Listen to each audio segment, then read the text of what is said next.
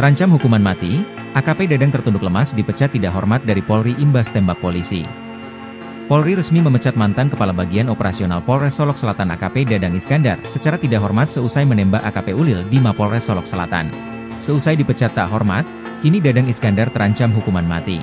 Dikutip dari tribunnews.com, Dadang resmi menerima sanksi pemberhentian tidak dengan hormat, PTDH, seusai sidang etik pada Selasa 26 November malam. Brigjen Agus Wijayanto memimpin sidang kode etik profesi, KEP, dan memutuskan bahwa tindakan Dadang merupakan perbuatan tercela.